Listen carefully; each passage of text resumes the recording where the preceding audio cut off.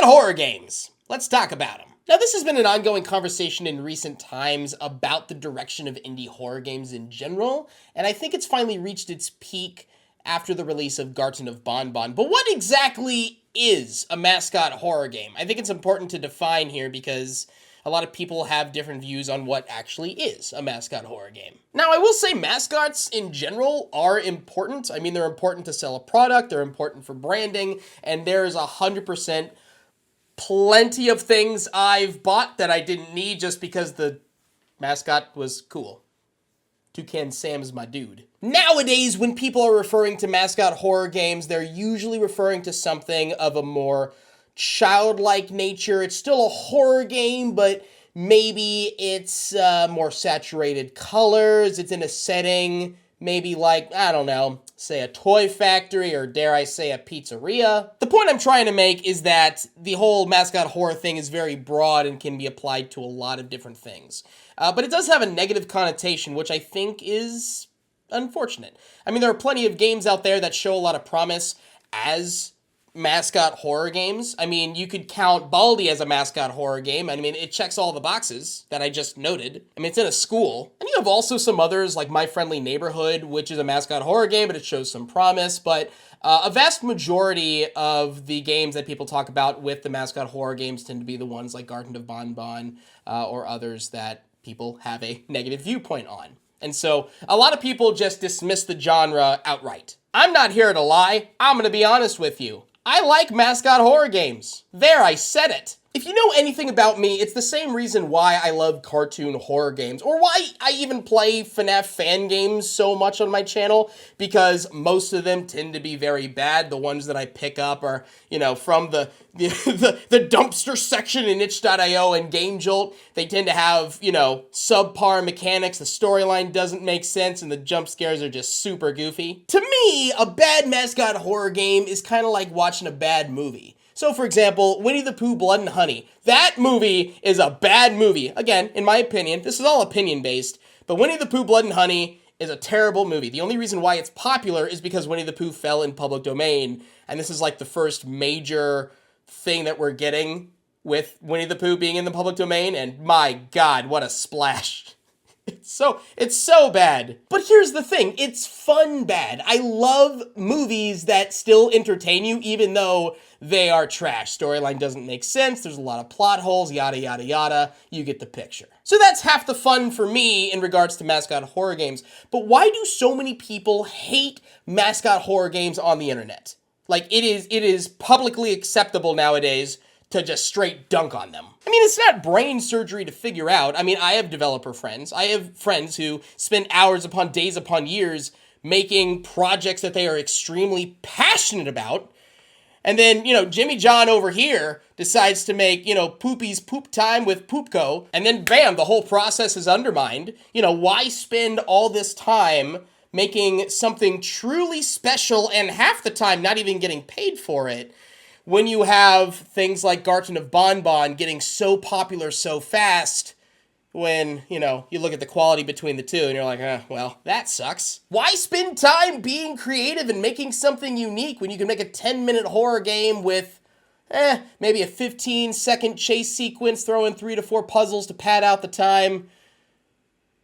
Bada bing, bada boom. Mascot horror game. And quite frankly, as long as the mascot is colorful and looks good in a YouTube thumbnail, that's really all you need. So even though I like Mascot horror games, the internet's hate for them makes sense to me. And I can't really fault anyone for that. Listen, I'm not here to lie. YouTubers like me are complicit with how popular these games get in such a short amount of time. They pull in views from a younger audience, and they actually pull in a lot of views from people hate watching.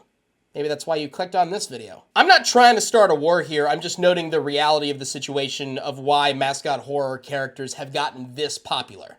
I gotta pay rent too. I do want to shout out the Meatly, the dev of Bindi, who made a game called Meatly's Storage World. What a hilarious game poking fun at the genre as a whole. A very self-aware game. The game even had a joke about Mascot horror game merch, which, when should a developer start making merch for their game? Like, when is it acceptable? I'm gonna be honest, I don't have an answer to the question, but if you look at Bindi and the Ink Machine, or even FNAF, which FNAF is just merch city. You can make an argument that those games earned their success, while something like Poppy's Playtime, who went hog wild butts to nuts, just crazy with merch after a 30-minute demo. I am always cautious whenever a dev puts out merch too quickly after a game is released, but it's not necessarily a bad thing. I'm not against it. I mean, devs should make money off of their games, merch included. I don't think it's selling out. I mean, I have merch. Look, Sophie the Jazz Cat plush, here for a limited time only. Click the link in the description below to get yours today. See? Shameless plug. I think it just boils down to how much it feels like the merch is affecting game development, which I hate to break it to you, but that's like half of all entertainment nowadays. How much money can a company squeeze out of its community? I see you, Disney, trying to take advantage of the fact that I'm a millennial and I will buy anything for nostalgic reasons. I promise from this day forward, I will never buy a Disney product again. Damn it. It's just really nice to see that there are games currently in development, like Andy's Apple Farm, for example, which does have merch, but it's very clear that the developer is dedicated to the game. When you look at like the Chapter 2 updates and like the Twitter feed, it's very clear that they're dedicated. Or at least it's a lot clearer than other developers. I will say that in my opinion, I'll say that again, in my opinion, I would like to see more Mascot horror games. Quite frankly, they're not going anywhere. At least not anytime soon. That's a burp. I don't know where that came from. But it would be nice to start getting some actual good Mascot horror games, or at least more than are being released out to the public. I think there is a natural limitation when it comes to Mascot horror games because they have children in mind or YouTubers in mind to, get people to click on videos or play their game because of bright colors, saturation, etc. But you do get some games that show promise above the rest, such as Shipwreck 64. You can classify Shipwreck 64 technically as a Mascot horror game. I mean, it's a beaver animatronic suit thing in what would be a child's N64 game gone wrong. But it's fun, or at least it's fun if you happen to be into analog-type horror, which I am. In my opinion, a game like this is leaps and bounds in effort over something like Garten of Bonbon, which, for the record, I also enjoyed playing because of how goofy I thought it was. It all just kind of boils down to everyone has different tastes and everyone has different opinions on what is considered a good horror game. And I'll be the first to admit that maybe I'm not the best person to start ranking horror games in terms of this game is better than this game or this game is better than this game. It doesn't take much to entertain me, and also I scream a lot, so that doesn't help. And I actually fully expect people to disagree with me. I mean, look, if you think that I'm full of it, let me know. This is a perfect topic for that. Like, if you want to write your own dissertation in the comments section of this video and let me know what you think about indie horror games and Mascot horror games in general, please, I legitimately want to know. But hey, do you know what's not okay? Death threats and irrationally violent statements. The devs of Garten of Bonbon have been dunked on quite a bit, and if you don't like the game, more power to you. Want to talk about how you don't like the game and how it's a detriment to the indie horror community as a whole? Listen, that's your prerogative. I have no problem with that. But telling the devs, I'm gonna and I hope you because you made this game, that's not okay in any capacity. Twitter as a whole is just this big old dumpster fire 90% of the time, and this is certainly not the only instance of troglodyte, doofus, smooth-brained idiots making comments like this.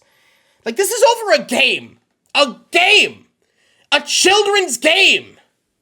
Go outside, touch grass, do something. The internet's a weird place, man. But that's all my 2 cents on Mascot horror games. Let me know what you think. Let me know if you agree with me, disagree with me. This is actually a perfect type of topic for rational conversation. I'm very curious to hear what you think, so leave a comment down below. I'm gonna close out this video with a magic trick. I will now make hundreds of people send me death threats for purchasing a Garten of Bonbon coffee mug. And presto! Don't worry, I also got an Andy's Apple Farm cup to even it out.